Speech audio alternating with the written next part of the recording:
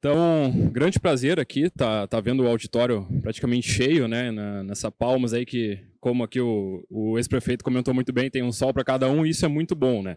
Então, vocês têm tudo que vocês precisam, o sol e gente querendo se capacitar, se capacitando aí como hoje, né? Vamos guardar o início da apresentação aqui.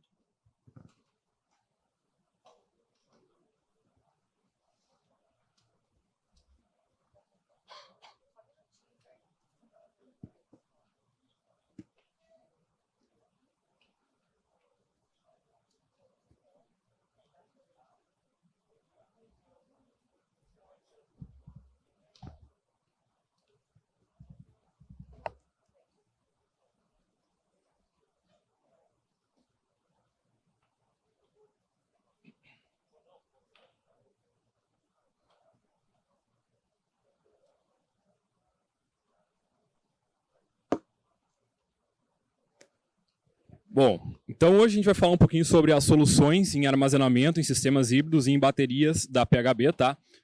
Mais voltado para soluções residenciais e comerciais. Nós também temos soluções industriais com o nosso container de baterias, tá?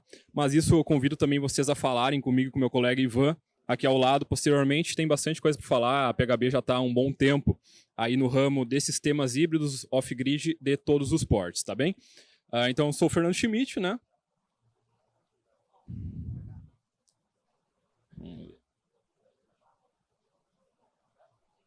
Tá ligado? Ele estava desligado. Então, falando um pouquinho sobre a PHB, tá? A PHB é uma empresa nacional brasileira, fundada em 1984 em São Paulo, capital. Então, estamos completando já 38 anos agora em outubro, né? Este aqui é um dos nossos CDs, a gente tem 3 ali na capital. Entramos no ramo, na verdade, solar em 2012, tá? Desde 2010, na verdade, em pesquisa e desenvolvimento. Em 2012 a gente entrou de fato. Tivemos o primeiro inversor on-grid homologado a nível nacional pelo Inmetro, tá? Então já uma empresa com bastante know-how, um grande tempo de conhecimento no setor. Falando um pouquinho rapidamente aqui da linha do tema da PHB, nós iniciamos, como falei, lá em 84, né?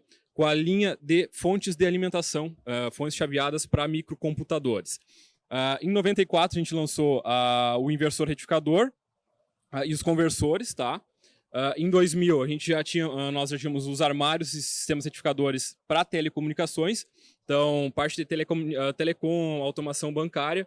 Em 2014, então, a gente lançou o kit completo, né? Em 2012 a gente entrou no ramo, mas em 2014 já tinha o kit completo para sistemas fotovoltaicos.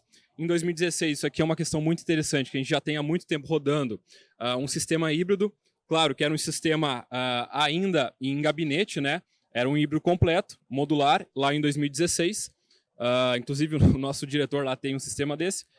Sistemas de armazenamento de energia, em 2019, como eu comentei, nós já temos soluções em containers, né, para supermercados, indústrias que são eletrointensivas, que têm um consumo muito alto de energia. Nós temos a solução em container, né? Em 2021, lançamos o inversor off-grid, na verdade, os dois modelos, de 3 de 5K, 127, 220 volts monofásico, tá?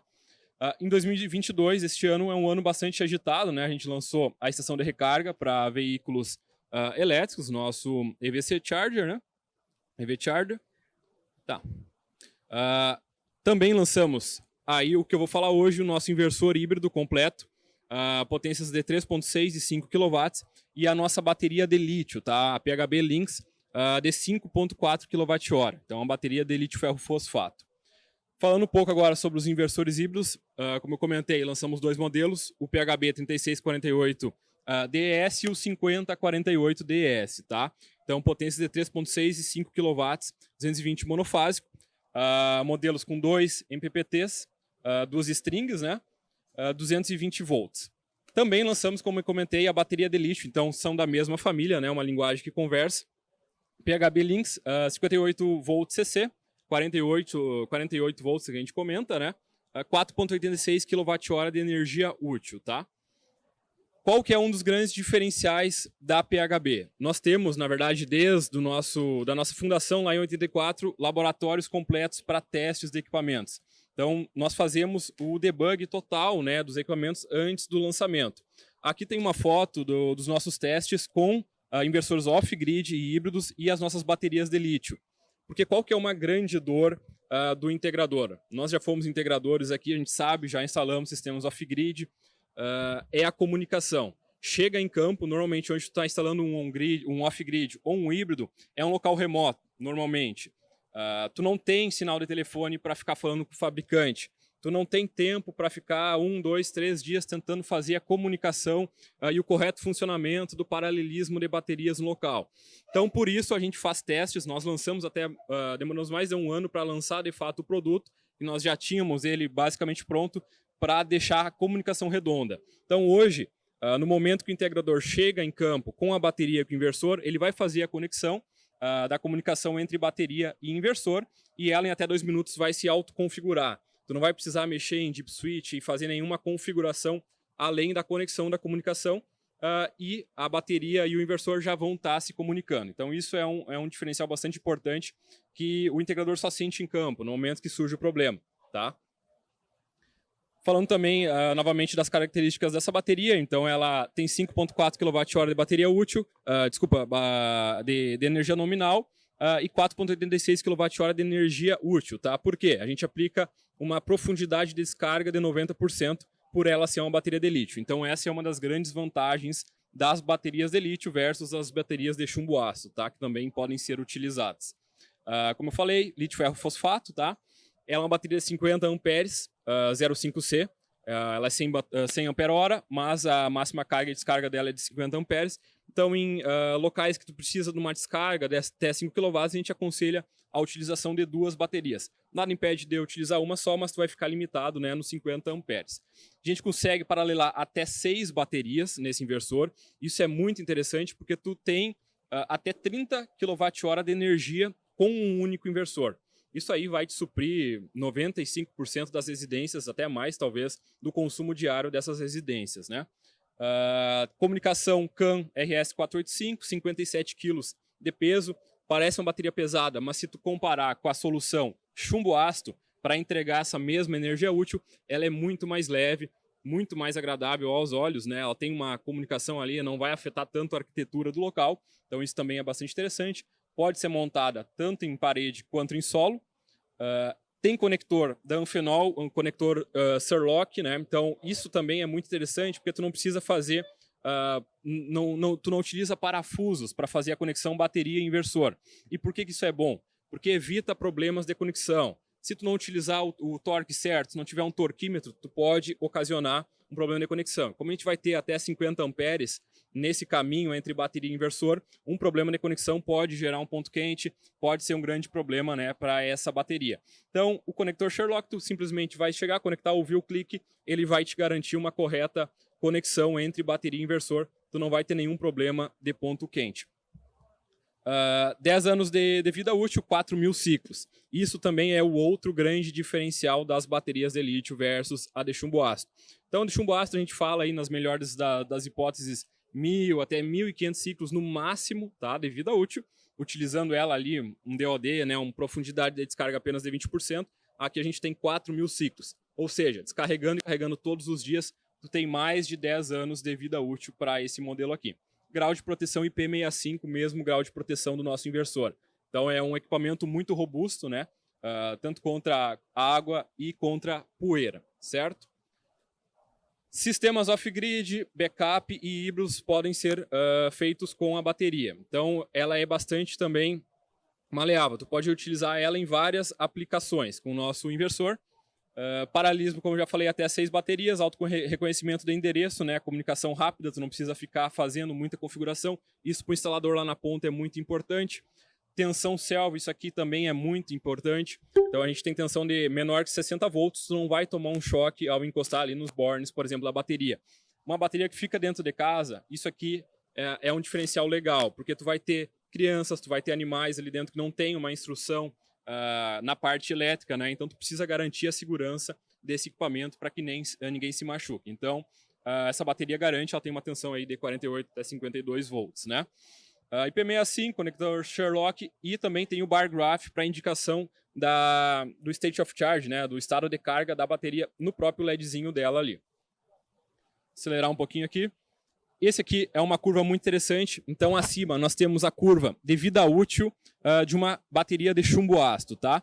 Considerando apenas 20% de descarga, ou seja, todos os dias tu vai descarregar apenas 20% da tua bateria de chumbo ácido, tu vai chegar a ter até, no máximo, 1000 ciclos de vida útil. Então, tu vai ter 3 anos da tua bateria de chumbo ácido, tu vai ter que trocar ela por uma nova, descarregando 20%. Se tu descarregar 80% dessa bateria todos os dias, tu vai ter menos do que 200 ciclos de vida útil. Até por isso que muitas vezes o cliente instala um chumbo ácido e tem um problema que em meio ano ele já morre a bateria. Ou seja, ou o dimensionamento foi mal feito, né? No fim o cliente usava mais do que foi dimensionado, ou o cliente informou que utilizava tais equipamentos por tanto tempo e acabou utilizando mais do que aquilo. Isso é muito comum e acaba matando a bateria em meio ano.